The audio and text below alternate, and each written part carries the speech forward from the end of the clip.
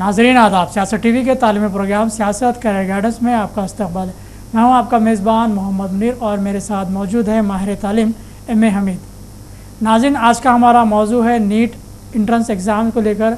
आज हम जानेंगे कि ऑल इंडिया ओवर कितने स्टूडेंट्स इसमें जो पार्टिसिपेट हुए हैं और कौन कौन से कोर्सेज़ के लिए एलिजिबल है इंट्रेंस के तौर पर, जो कि रैंक की बुनियाद पर कौन सा कॉलेज इनके लिए बेहतर होगा और क्या नताइज निकल आते हैं और क्या सवालात हैं उनके, और उनके हम जानते हैं एम ए हमी से। सर, आप जानते हैं कि नीट को लेकर काफ़ी जो जोश पाया जाता है तलबा में, तो ये बताइए कि इस बार का जो नीट रहा वो कैसा रहा? नीट 2024 कई एतबार से तारीख साज रहा है जी। सबसे पहले जब से नीट शुरू हुआ है, एक बड़ी तादाद में मुल्क भर से इंटरमीडिएट 10+2 BPC के उम्मीदवारों ने जो डॉक्टर बनने के ख्वाहिशमंद है, नीट के ज़रिए जो कोर्सेज में दाखिला क्या लेना चाहते हैं, उनकी 24 लाख से ज़्यादा तादाद रही, जो 5 मई 2024 को मुल्क भर के 4000 से ज़्यादा मराकिज़ में इम्तिहान में शरीक हुए। और ये कौमी सतह का ऐसा अहलियती इम्तिहान है जिसमें आपको एक तरफ अहलियत भी होती है, एलिजिबिलिटी, दूसरी तरफ दाखिला होता है इंट्रेंस। तो नीट नेशनल एलिजिबिलिटी का इंट्रेंस टेस्ट है। आपको मैनेजमेंट कोटे में लेना हो या NRI में लेना हो तो आपको नीट क्वालिफाई करना है, तो वो आपको एलिजिबिलिटी होगी, अहलियत, और अच्छे रैंक अच्छे marks locker A category free seat government college में लेना है, तो आपको अच्छा रैंक और अच्छे मार्क्स करना होता है। सर, इस तनाजुर में देखा जाए तो हम चल रहे हैं 2024 में, और दूसरा जैसे कि आपने बताया कि 24 लाख बच्चों का जो मुस्तकबिल से जुड़ा हुआ है, तो ये बताइए कि अब जो सूरत हाल पाई जाती है ख़ास तौर पर रैंक को लेकर, वो क्या रहेगी? 24 लाख बच्चे 2024 में जब शरीक हुए हैं जी, उनमें ऑफिशियली NTA जो नेशनल टेस्टिंग एजेंसी है जो इम्तिहान मुनक़िद करती है, वो उसकी अभी की जारी नहीं करी, लेकिन बच्चों के जो जोशो खरोश की बात की है कि इम्तिहान ख़त्म होते ही पेपर का कोड आता है। इस बार पूरे मुल्क भर में जो 4 कोड थे वो QRST था जी, और तेलंगाना में Q3, R3, S3, T3 था जी। हर स्टेट में अलग 1, 2, 3 आता। इस तरीके से इसी 4 कोड के मुल्क भर में 24 क्वेश्चन पेपर थे जी। एक तरफ बात लीकेज की भी हुई जो कि सरासर गलत है, जो अगर हम उसको हकीकत के तनाजुर में देखें तो दोबारा इम्तिहान मुनक़िद करने का कोई सवाल ही नहीं होता, उसको हम खारिज बहस करार देते हैं। दूसरी अहम बात नीट को लेकर कि बच्चों को दाखिला चाहिए MBBS में, MBBS में गवर्नमेंट कॉलेज में चाहिए, प्राइवेट कॉलेज में चाहिए, किस ज़िम्मे में चाहिए, A category CAQ quota, B category management quota या C category NRI quota. Sir, जैसा कि आपने बताया कि जो स्टूडेंट्स अप्लाई करे हैं वो नीट लिखे हैं, तो जैसे कि पेपर लीकेज की बात हुई थी, तो ये बताइए कि जब हम इम्तिहान देते हैं तो इस तरह की अफवाहों पे क्यों हम नज़र रखते हैं? देखिए, ये बात गवर्नमेंट ऑफ इंडिया की जो NTA कंडक्ट कर रही है वो इतनी स्ट्रॉन्ग बॉडी है कि वो इतने एहतियाती तदाबीर अख्तियार करती है कि सबसे पहले कैंडिडेट इम्तिहान में 11:30 से जाना शुरू होते हैं, लगभग 1 बजे से पहले वो अपनी सीट पर रहते हैं, और कोई भी कैंडिडेट 5:20 से पहले बाहर नहीं आता जी। हाँ। तो बात लीकेज की ऐसी हुई कि जब इम्तिहान चल रहा था उस दौरान में अगर पेपर बाहर आया तो किसी भी एक तालिब इल्म को नहीं आता। हम हकीकत, जिसको हम ज़मीनी हकीकत कहते हैं, ग्राउंड लेवल की रियलिटी, इस पर देखेंगे तो इस पर किसी बात को कोई मुतासिर नहीं हुआ, ना असर होगा। दूसरी बात पेपर कोड के साथ ही अलग अलग एजेंसीज, अलग अलग प्राइवेट इंस्टीट्यूट अपने तौर पर की देते हैं, और वो की को देखकर अंदाज़ा हो जाता है कि मेरे मार्क्स 400 आ रहेंगे, 300 आ रहेंगे, 490 500 हैं जी। यकीनन हमारे सवालात जो है आपके ज़हनी अक्कासी को पूरे करते हैं, बल्कि आपके अंदर मौजूद जो खदशात हैं उसको भी ज़ाहिर करते हैं। तो हम बात करेंगे ख़ास तौर पर एम ए हमीद से कि जो कह काउंसलर भी है और एक्सपर्ट भी है, नीट के कई जो है काउंसलिंग भी करते हैं और रैंक की बुनियाद पर अच्छे कॉलेज का इंतखाब करने का मशवरा भी देते हैं। सर, जब हम नीट का इम्तिहान लिखते हैं तो हमें बहुत सारी उम्मीदें वाबस्ता होती है, हर एक का टारगेट रहता है कि हम MBBS तक पहुँचे, वो रैंक हासिल करें। तो उसके लिए अब जो सूरत हाल पाई जाती है, जैसे कि इस तरह के अफवाहों के बीच में हम जो रहते हैं, तो कैसे हम मुस्तहकम रहें? सबसे पहले तालिब इल्म या सरपरस्त दोनों को अफवाह पर कोई तवज्जो देना ही नहीं है जी। हाँ। अफवाह का सवाल को जिससे पहले हमने खारिज बहस करार दिया। अब रही बात आपके पर्चा क्या था, आपने कितने क्वेश्चंस को अटेम्प्ट किया, कितने क्वेश्चन करेक्ट है, कितने मार्क्स आपको आ रहे हैं, कट ऑफ क्या होगा, आपको दाखिला किस कॉलेज में मिलेगा। पूरे इंडिया भर में, चूँकि आजकल सोशल मीडिया का दौर है, यूट्यूब पर भी अलग अलग वीडियोस अपलोड होते हैं, हर स्टेट के अलग अलग कट ऑफ आता है, व्हाट्सएप पर भी अलग अलग दिए जाते हैं। इस तरीके से अलग अलग तजुर्बा अपने तौर पर तज्जिया करते हैं जी। एक्सपीरियंस की बुनियाद पर बताते हैं कि ये होगा। हम सिर्फ ये कहेंगे कि आप अपने नतीजे का इंतज़ार करिए। पूरे मुल्क में तेलंगाना, हैदराबाद एक ऐसा स्टेट है जहाँ का कट ऑफ सबसे कम होता है जी। अगर हम बात कट ऑफ की करेंगे, साल 2023 में यानी लास्ट ईयर माइनॉरिटी के लिए मुस्लिम माइनॉरिटी कॉलेजेस में 433 कट ऑफ पर एडमिशन हुआ और BCE जिमरा घर से कि OBC में नहीं आता, लेकिन स्टेट में BCE है और BCE में 432 पर मिला जी। और यही पिछले साल देखेंगे तो 422 तक गया था, उससे पहले 466, 437। इस तरीके से तेलंगाना में 397 से लेकर 466 की रेंज में एडमिशन हुआ है। अब जो तालिब इल्म 450, 440 कराएं वो 100% सेफ है। उसके बाद उनका बॉटम लाइन शुरू होती है, वो बॉर्डर पर रहते हैं। यकीनन बड़ा अच्छा तजिया उन्होंने किया है कि ऑल इंडिया ओवर रैंक क्या होता है, स्टेट वाइज पे रैंक क्या होता है और रिजर्वेशन की बेस पे हम जो कैटेगरीज में डिवाइड होते हैं तो उसके लिए भी रैंक क्या है और कौन सी उम्मीद है जहां पर हमें सीट मिल सकती है किस रैंक पर। तो सर ये बताइए कि हम जब जायज़ा लेते हैं मजमूई तौर पर ऑल इंडिया ओवर का रैंक का, तो अच्छे रैंक की जो खुसूसियत होती है वो कितने पे होगी? 500 के ऊपर कोई है। हम बात तेलंगाना की और मुस्लिम माइनॉरिटी करेंगे तो उनके पास बड़ी खुशी होती है। अक्सर तुलबा प्राइवेट इंस्टीट्यूट में पढ़ रहे थे और जब वो ग्रैंड टेस्ट देते या फिर मॉक टेस्ट देते हमेशा वो 500 क्रॉस करते, खुश होते कि हम 500 क्रॉस कर रहे हैं, 500 क्रॉस कर रहे हैं। लेकिन जब उनका मेन टेस्ट आता है तो वो 100, 200, 300 पे दम तोड़ देते हैं या फिर उनके पास ऐसी प्लानिंग नहीं होती। हम चूँकि इस फील्ड में गए और डायरेक्ट बच्चों से बात करते हैं तो कई तुलबा के पास स्ट्रैटेजी नहीं होती, वो हिकमत अमली नहीं बनाते कि हमको कितने अटेम्प्ट करना था, हमने कितने रॉन्ग किया, हमको अटेम्प्ट नहीं करना था, निगेटिव चले गए। अटेम्प्ट करना, करेक्ट मार्क्स लाना और अटेम्प्ट करने के बाद रॉन्ग आंसर की तरफ से इनकरेक्ट पे आपको निगेटिव चला जाता है। ऐसे बीच में अब तक सिर्फ 40% या 50-50 बच्चे ऐसे होंगे जो अपना नतीजा देखे होंगे।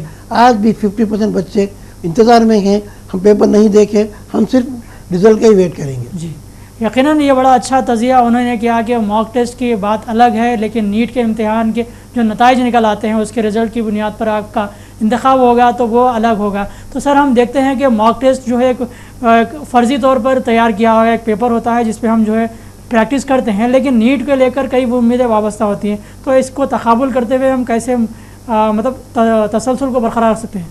हाँ देखिए, मॉक टेस्ट एक इंस्टीट्यूट का होता है और वो इंस्टीट्यूट में जो बच्चे पढ़ते हैं उनको लेक्चरर पढ़ाते हैं और वही पेपर होता है।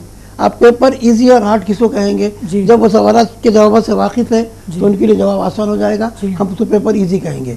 अगर उसको जवाब ना मालूम हो तो मुश्किल हो जाएगा, हम उसको टफ पेपर कहेंगे। अब यहाँ पर जो बात आ रही है तुलबा की, उनको जो पढ़ाया जाता था उसी में से पेपर बनाया जाता था और उनके लिए निस्बत आसान होता था और वो अच्छा स्कोर करते थे। अब यहाँ पर देखेंगे टोटली, इसीलिए हम कहते हैं PYQ प्रीवियस ईयर क्वेश्चन में देखेंगे तो आपको स्टेटमेंट दिया जाता है, स्टेटमेंट को रीड करना, यहाँ पर रीडिंग स्किल कितनी आप तेज पढ़ते हैं वो आपको देखना होता है। रीडिंग स्किल अच्छी होगी तो आप कम टाइम में पेपर पढ़ पाएंगे, वरना इस बार 32 पेजेस का जो बुकलेट होती है क्वेश्चन पेपर की, पूरे 32 पेजेस को खाली पढ़ने के लिए आपको लगभग 1 घंटा हो जाता है। तो यहाँ पर एक एक मिनट अहम है, एक मिनट, 1 मिनट, एक क्वेश्चन 4 मार्क, एक मिनट रॉन्ग क्वेश्चन -1। जी यकीनन ये भी जवाब आपके लिए राह को हमवार करता है। बल्कि हम सोचते हैं कि मॉक टेस्ट एक अलग बात है, लेकिन नीट के इम्तिहान के लिए तैयारी जो करते हैं हम, जहाँ पे ऑप्शन रहते हैं वहाँ पे पॉजिटिव भी है नेगेटिव भी है। जब कभी हम ऑप्शन में जो है कोई सही आंसर क्लिक करते हैं तो वो हमारे लिए बाइस इफ्तिखार होता है, लेकिन बाद में जब दूसरा आंसर हम इंतखाब करते हैं तो उसमें अगर माइनस भी हो सकता है। तो जब हम कभी नीट का इम्तिहान लिख रहे हैं तो इस बात को भी गौर करें कि हम जो इम्तिखाब कर रहे हैं क्या वो सही है या फिर उसको दोबारा एक वक्त की बात कर सकते हैं। लेकिन अब तो इम्तिहान हो चुका है, अब नताइज की मुंतज़िर हैं, तो हम बात करेंगे नीट के रैंक की बुनियाद पर। तो रैंक के अहलियत के अतबार से हम देखें तो सर सबसे अच्छा रैंक जैसे आपने बताया है, तो अब रिजर्वेशन कैटेगरीज़ की वजह से बताइए कि SC ST OBC के तरफ से। मैं इस प्रोग्राम में स्टूडेंट्स और पेरेंट्स को, चूँकि तमाम लोग प्रोग्राम एक दूसरे पर व्हाट्सएप पे शेयर भी करते हैं, यूट्यूब पर अपलोड भी होता है, वो ये देख लें कि NTA national testing agency government of India की है। पहले नीट का एग्ज़ाम CBSE बोर्ड एग्ज़ाम मुनक़िद करता था, जी। लेकिन अब जो बॉडी बना दी गई NTA की, वो तमाम लोग नेशनल लेवल के एग्ज़ाम्स और ख़ास तौर पर इंट्रेंस इम्तिहान जिसमें नीट जी भी हाँ। शामिल है, NTA मुनक़िद करता है। जी। तो NTA फॉर्म को जब सबमिशन करने के बाद या रजिस्ट्रेशन के बाद NTA के साइट पर होती है, एडमिट कार्ड NTA से डाउनलोड किया जाता जी है, हाँ। एग्ज़ाम और पेपर वहाँ से आता है। अब आपको आएगी NTA की जो फाइनल रहेगी। उसके बाद क्वेश्चंस को चैलेंज करना हो या फिर आपको डाउट हो तब एक मौका दिया जाता है। उसके बाद NTA फाइनल की देकर रिज़ल्ट जारी करती है, और वो जो रिज़ल्ट होता है NTA का, उसका जो स्कोर कार्ड होता है वही स्कोर कार्ड आपका रैंक कार्ड कहलाता है। जी। और उसमें AIR ऑल इंडिया रैंक है, ऑल इंडिया रैंक ही फाइनल होता है। पूरों का अलग अलग होता है, ऑल इंडिया रैंक का नहीं। मार्क्स एक होंगे, सब्जेक्ट का परसेंटेज एक होगा, लेकिन रैंक अलग अलग है। एक मार्क्स के लगभग मुल्क भर में 2000 से ज़्यादा कैंडिडेट होते हैं, लेकिन हर एक का रैंक अलग होता है। एक क्राइटेरिया बना दिया गया, एक कंप्लीट सिस्टम बना दिया गया, एक नॉर्मलाइज रैंकिंग की, उसी रैंकिंग की फार्मूले की बुनियाद पर मार्क्स के लिहाज से रैंक आता है। कैंडिडेट वेट करें, ऑल इंडिया का रैंक देखें, स्कोर देखें, परसेंटाइल देखें। 50 परसेंटाइल को क्वालिफाइंग मार्क्स करार दिया जाता है, यानी पिछले साल अगर 131 नंबर पर आप क्वालिफाई थे, उससे पहले 107 पर थे, उससे पहले 93 पर थे। हर साल आपको अलग अलग परसेंटाइल होता है, जो 50 परसेंटाइल है। बाद में आपका परसेंटाइल 73, 83, 93 भी आता है, यानी इतने तलबा पूरे मुल्क भर से इतने परसेंट तलबा ने इतने मार्क्स हासिल किए हैं, वो आपका परसेंटाइल होता है। उसके बाद स्टेट की बॉडी जो है आपके स्टेट में, जैसे इस बार 2024 में 24 लाख बच्चे बैठे, तेलंगाना से भी 78,000 स्टूडेंट अपेयर हुआ। जी हाँ। यहाँ की जो बॉडी है अलग से यूनिवर्सिटी 2015 में बनाई गई, KNRUHS, Kaloji Narayana Rao university of health sciences. ये पहले आपको एक मेरिट लिस्ट जारी करती है, जी। जिसको हम स्टेट मेरिट लिस्ट या स्टेट रैंक कहते हैं। फिर माइनॉरिटी का रैंक मालूम हो जाएगा, उसके बाद काउंसिलिंग का प्रोसीजर हो जाएगा। एक है AIQ, all India Kota, government colleges में 15% के लिए, और 85% स्टेट कोटा स्टेट काउंसिलिंग के लिए। यकीनन बड़ा अच्छा जवाब है कि रैंक और एजेंसी के तरह जो नोटिफिकेशन जारी होता है, की जारी होती है, रैंक कार्ड जारी होता है, एडमिट कार्ड के बुनियाद पर जो दिया जाते हैं उसकी बुनियाद पर ही आप जो है रैंक हासिल कर सकते हैं। सर, हम आपने दौरान गुफ्तगू बताया कि चैलेंज वाला है, कोई सवाल गलत है या जिसमें किसी मार्क्स कम आ गए हैं तो उसको चैलेंज, वो क्या तरीका है? देखिए, अभी डिस्कशन चल रहा है सोशल मीडिया पर भी। जैसा मोशन एक जी इदारा है जिसने 2 क्वेश्चन की निशानदेही की है, जी एलाइन का था, आकाश का था। जो परफेक्ट बच्चे हैं देखते हैं कि उनका हर रैंक में अलग अलग डिफरेंस है। जी कहीं पर 5 नंबर बढ़ के आ रहे हैं, कहीं पर 10 नंबर कम आ रहे जी। हैं, कहीं पर 15 नंबर का डिफरेंस है। इस तरीके से 2-3 सवालात की निशानदेही की गई, बिलखुसूस फिज़िक्स में, कि एक में के 2 ऑप्शन भी करेक्ट थे और एक क्वेश्चन का ऑप्शन ही नहीं है। तो ऐसे क्वेश्चन जिसमें आपको चैलेंज है, गवर्नमेंट एक क्वेश्चन का 1000 रुपये फीस लगती है। चैलेंज अगर आपको मालूम हो जाता है तो आपके 1000 रुपये वापस आते हैं और आपको मार्क्स मिलते हैं। और अगर आप चैलेंज, आपका जवाब गलत निकला तो आपके 1000 भी चला जाते हैं। तो चैलेंज करने के लिए भी एक तरीक़ाकार है। आपको तरीक़ाकार के लिए साइट पर जाना होगा, उसके तरीके से करना होगा। सबसे पहले की देखें, की के बाद आप क्वेश्चन पर हर एंगल से सेटिस्फाई हो, उसके बाद ही चैलेंज करें। सर, ये बताइए कि जैसे कि हम चैलेंज की बात करें, एक सवाल की बात करें, तो एक सवाल क्या ज़िंदगी बदल सकता है? यकीनी तौर पर बहुत ही अहम सवाल है आपका। मैं इसका वाज़ेह जवाब दूं, हम फील्ड में हैं, हर साल से देख रहे हैं। एक तालिब इल्म एक जवाब सही समझा था लेकिन गलत निकला और उसके 5 नंबर कम हो गए। जी हाँ। मिसाल के तौर पर पिछले साल 433 पे एडमिशन क्लोज हो रहा था, एक कैंडिडेट के मार्क्स 431 आए और वो एक अगर जवाब उसका सही निकलता तो जो 1 मार्क माइनस में चला जी गया हाँ। और उसकी +4 आते, 5 नंबर का डिफरेंस आता, तो वो 431 के बजाय 436 होते और उसको सीट मिल जाती। जी। तो इस तरीके से एक सवाल आपकी ग्राउंड के बाहर कर देता है। आप जैसे स्ट्रॉन्ग जोन या सेफ जोन की बजाय डेंजर जोन में आ जाते जी। हैं और आपको दाखिले से महरूम होना पड़ता है। यकीनन बड़ा जवाब आपके लिए आपकी ज़िंदगी को बदलने वाला है कि अगर एक सवाल आपका गलत हो गया या आप गलत निशानदेही करें या फिर सवाल ही गलत है जिसकी निशानदेही आपकी वजह से 5 मार्क्स को कट कर सकता है, तो ऐसे सवालात की निशानदेही करें, बल्कि उम्मीद के साथ आगे बढ़ें तो वो सवालात सही होंगे, बल्कि आपके जवाबात के नंबरात भी आपको मिलेंगे और अच्छी सीट भी आप हासिल करेंगे। सर, हम मजमूई तौर पर हम जायज़ा लें तो इस बार के नीट के लेकर जो कट ऑफ रखा जा रहा है, तो ख़ासतौर पर मुस्लिम माइनॉरिटी के लिए क्या रहेगा? हम बात तेलंगाना की करेंगे। पूरे मुल्क में हर स्टेट की अलग अलग वेरिफिकेशन करना नहीं है। तेलंगाना स्टेट में 56 मेडिकल कॉलेजेस हैं, जिनमें 2 गवर्नमेंट ऑफ इंडिया के हैं। AIIMS, all India institute of medical sciences Hyderabad, जो बीबी नगर वरंगल रोड पर है। ESI जो एरागुंडे के पास, जैसा जिसको आप सरहद नगर कहते हैं, वहाँ पर, वो भी गवर्नमेंट ऑफ इंडिया का है। उसके अलावा दूसरे जो है 24 उस्मानिया, गांधी, काकतिया, राजीव गांधी और हर डिस्ट्रिक्ट के गवर्नमेंट मेडिकल कॉलेजेस हैं। और आपको बाकी जो 28 माइनर कॉलेजेस हैं, उनमें 24 प्राइवेट नॉन माइनॉरिटी कॉलेजेस हैं, अपोलो, भास्कर, कामिनी, ममता वगैरह। और उसके बाद मल्लारेड्डी है। फिर माइनॉरिटी कॉलेजेस में दक्कन मेडिकल कॉलेज है, शादान है, लड़कियों के लिए डॉक्टर VRK के वुमेंस है, मल्लारेड्डी वुमेंस है, वैसे ही अयान कॉलेज है। तो 4 माइनॉरिटी कॉलेजेस हैं, 24 नॉन माइनॉरिटी कॉलेजेस हैं और 24 जो है आपको गवर्नमेंट, प्राइवेट गवर्नमेंट के कॉलेजेस हैं जी, और 2 सेंट्रल गवर्नमेंट के कॉलेजेस हैं। सर, ये बताइए कि अब जो कोर्सेज रहेंगे तो वो कौन कौन से रहेंगे? हाँ, अब यहाँ पर हम बात सिर्फ डॉक्टर बनने की या MBBS की नहीं, नीट के ज़रिए जिन कोर्सेज में दाखिला दिया जाता है उनमें नंबर 1 पर MBBS है। MBBS में भी government of India, all India quota, state quota, government colleges, deemed to be university, private medical colleges, minority colleges. उसके बाद दूसरा अहम कोर्स है BDS। BDS में भी गवर्नमेंट कॉलेज या प्राइवेट कॉलेज में नीट के स्कोर पर नीट की काउंसिलिंग से एडमिशन होते हैं। उसके अलावा इंडियन सिस्टम ऑफ मेडिसिन में जो अलाइड मेडिकल कोर्सेज हैं, होम्योपैथी में BHMS, आयुर्वेदिक में BAMS, यूनानी में BUMS और नेचुरोपैथी का BNYS, ये भी आपको नीट में जरिए है। उसके अलावा BSc नर्सिंग, बाकी स्टेट्स में BSc नर्सिंग में नीट देखते हैं, लेकिन तेलंगाना एक ऐसा स्टेट है जहाँ पर BSc नर्सिंग में एक तरफ एक कैटेगरी या फिर आपको फ्री सीट के लिए नीट एफसेट का जो एमसेट था, एफसेट का स्कोर देखते हैं। वहीं पर मैनेजमेंट कोटे में भी अगर आपको एडमिशन लेना है नर्सिंग में तो नीट का ज़रूरी है। तो BSc नर्सिंग में नीट होना मैनेजमेंट कोटे के लिए और एफसेट का रैंक होना एक कैटेगरी के लिए। सर, हम एक जायज़ा लें तो ये सामने आता है सवाल कि बहुत सारे बच्चों का ये उम्मीद रहती है, वह ख्वाहिश भी रहती है कि वो भी MBBS ही करें, बगैर दिगर कोर्सेज़ की तरफ उन लोगों को राग़िब नहीं होते, फिर वो लॉन्ग टर्म लेते हैं। हाँ, ये बात है, बात आपने बड़ी अच्छी की है।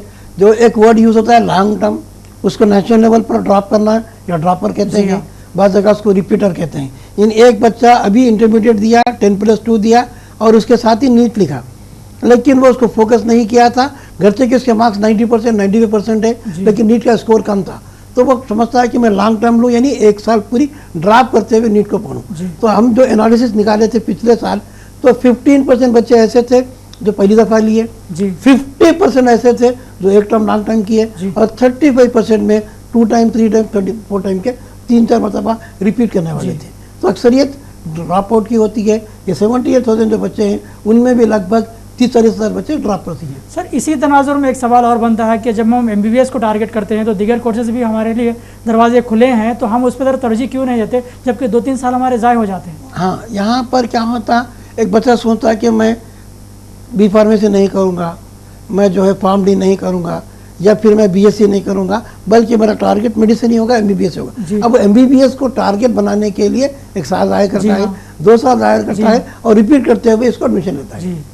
यकीनन ये जवाब भी आपके लिए, आपकी ज़िंदगी को बेहतर बनाने के लिए है। जब आपके रास्ते आसान हो तो फिर आप फ़ौरन चल सकते हैं, लेकिन जब मुश्किल हैं तो फिर कई मसाइल का भी शिकार हो सकते हैं। इसमें आपके साल ज़ाय होंगे, बल्कि आप उस तालीमी रुझान से भी दूर होते जाएंगे। जब आपको अगर सही सिमत में आप आगे बढ़ते हैं तो आपके लिए मुश्किलें नहीं बल्कि आसानियाँ पैदा होती हैं। सर, हम अब देखते हैं कि आप जो नुक़्ते नज़र से देखा जाए तो आपके तजुर्बे के अतबार से बताएं कि 2024 का जो नीट है तो कैसी जो है इनके अंदर तब्दीली ला सकता है?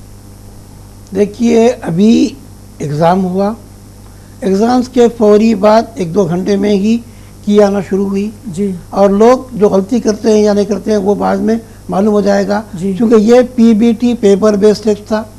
क्वेश्चन पेपर MCQ था, मल्टीपल चॉइस क्वेश्चन, तो आंसर शीट OMR बेस्ड थी, ऑप्टिकल मार्क करेस्पॉन्ड कई तलबा पेपर पर टिक करते हैं बी या 2 और आंसर पर सी को कर देते हैं, या बाज़ दफ़ा सही बबलिंग नहीं करते, बबलिंग की मिस्टेक भी होती है।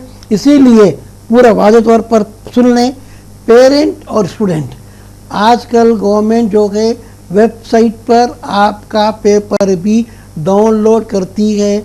आप अपने ईमेल पर आपने जो OMR किया है वो स्कैन करके देख सकते हैं क्या आपने बबलिंग में मिस्टेक की, क्या किसी क्वेश्चन में आपका आंसर सही था लेकिन आपने बबलिंग सही नहीं की, वो सर्कल से बड़ा हो गया या सर्कल पूरा नहीं हुआ। बबलिंग करना, सर्कल को इनसर्कल कर देना, यानी पूरे सर्कल को फिल करना, वैसे मिस्टेक होते हैं। बाद दफ़ा ऐसा था, एक तालिब इल्म पिछले दफ़ा आया, उसने पेपर का कोड नंबर ही नहीं डाला था, करेक्शन में प्रॉब्लम आया, कौन सा पेपर क्वेश्चन करेक्ट करें। एक बास बच्चे हाल टिकट नंबर पे गलती करते हैं, बास बच्चे बबलिंग सही नहीं करते हैं, बात टिक एक करते हैं। तो इस तरीके से फाइनल रिजल्ट आपके OMR की बबलिंग को भी आता है। बास बच्चे क्वेश्चन पेपर टिक कर लेते हैं, बबलिंग बराबर नहीं करते। ये दोनों के बाद ही वाज़ेह सूरत हाल सही रैंक आएगा, उसके बाद ही आप अपनी प्लान कर सकते हैं। यकीनन आपकी छोटी सी गलती आप ही के तौर पर निशानदेही करेगी कि आपने क्या किया है और कब किया है और कैसे किया है, जिसका कसूरवार भी आप ही होंगे। जब आप सही तौर पर सब करते हैं तो फिर उसके बाद जो रास्ते निकल आते हैं वो आपके लिए अच्छे हो सकते हैं। अब हम आखिरी में सवाल करेंगे सर आपसे कि रैंक की बुनियाद पर जो दस्तावेज़ रखे जाते हैं, ख़ास तौर पर कौन से दस्तावेज़ात की ज़रूरत होती है, किसके लिए हम तैयारी कर सकते हैं? अक्सर वो ये सवाल किया जा रहा है। हम यहाँ बता दें कि पिछली दफ़ा प्रॉस्पेक्टस में दे दिया गया नीट का स्कोर कार्ड, अभी नीट का रिजल्ट ही नहीं आया, स्कोर कहाँ से आएगा जी। अभी आपको माइनॉरिटी का सर्टिफिकेट था, पिछली दफ़ा माइनॉरिटी का सर्टिफिकेट स्कूल का चल रहा था, अब एक नया रूल आ गया कि माइनॉरिटी का सर्टिफिकेट भी तहसीलदार इशू करेगा मंडल ऑफिस से जी। फिर आपको गैप सर्टिफिकेट कहीं पर भी आपको काउंसिलिंग में नहीं पूछते हैं, लोग उसको अहमियत देते हैं। आप एडमिशन लेने के बाद कॉलेज में आपको दाखिल करना होता है, वो में नहीं है। उसके अलावा इनकम सर्टिफिकेट, कास्ट सर्टिफिकेट निकाल लें और अपने एकेडमिक सर्टिफिकेट का डॉक्यूमेंट्स रेडी रख लें। जो चेंजेस आएंगे वो रूल्स में, इंफॉर्मेशन बुकलेट में, उसके लिहाज से करें। ये नहीं कि पिछली दफ़ा हमको बता दिए थे, एक कंसल्टेंसी के पास गए, वो बोला कि मैंडेटरी नहीं है नीट माइनॉरिटी, बाद में उसको माइनॉरिटी एलिजिबल नहीं आता। लिहाजा आप अपडेट रहें, काउंसलिंग के ज़रिए एडमिशन लें, पूरा प्रोसेस देखें, उसके ज़रिए ही आपको डॉक्यूमेंट अपलोड करना होता है। वेब बेस्ड काउंसलिंग होती है, face 1, round 1, R2, round 2, round 3 और लास्ट में माप अप राउंड जो फाइनल होता है 2-4 घंटे के लिए, और अगर सीट बच जाए तो एडिशन माप अप राउंड, उसके बाद क्लोजिंग डेट। यकीनन आज के इस प्रोग्राम के ज़रिए हमने नीट के इम्तिहान का तजिया किया है कि बहुत सारी जो ख़दशात थे, सवालात थे, जिसकी बुनियाद पर आपको जानकारी देना था, और रैंक किस बुनियाद पर दिया जाएगा, कौन सा रैंक आपके लिए बेहतर होगा, कौन से कोर्स के लिए आप एलिजिबल हैं और कौन से कोर्स तक आप जो है जा सकते हैं, किस रैंक से लेकर किस रैंक तक कट ऑफ रखा जाएगा, स्टेट में क्या रहेगा, नेशनल लेवल पर क्या रहेगा, इन तमाम सवालात का हमने जायज़ा लिया। और बात आई है काउंसलिंग की, तो काउंसलिंग के लिए हम अगला प्रोग्राम आपके सामने पेश करेंगे। उसमें जो दस्तावेज़ात आपकी ज़रूरत होती हैं, कौन कौन से डॉक्यूमेंट्स होते हैं, किस तरीक़ेकार से आप वाबस्ता होना चाहिए और कौन कौन से मालूमात आप तक होना चाहिए, क्या छोटी सी गलती आपके लिए नुकसानदा हो सकती है, क्या करना चाहिए जो आगे आपको सीट मिल सकती है, और फ्री सीट के लिए आप कैसे एलिजिबल होते हैं, उस बारे में हम मज़ीद सवालात के बुनियाद पर जो है प्रोग्राम को मुरतब करेंगे। अगर मज़ीद आपके कुछ सवालात है जो आप जानना चाहते हैं तो इनबॉक्स में ज़रूर दें, और रोज़नामा सियासत के जिगर हाल में सुबह 11 था शाम 7 बजे के दरमियान एम हमीद से मुलाकात करें और मशवरे हासिल करें और अपने मुस्तक़बिल को संवारें। फ़िलहाल मोहम्मद मुनीर को और माहिर तालीम को इजाज़त दें। देखते रहें सियासत टीवी प्रोग्राम सियासत के रेन गाइडेंस। अल्लाह हाफ़िज़।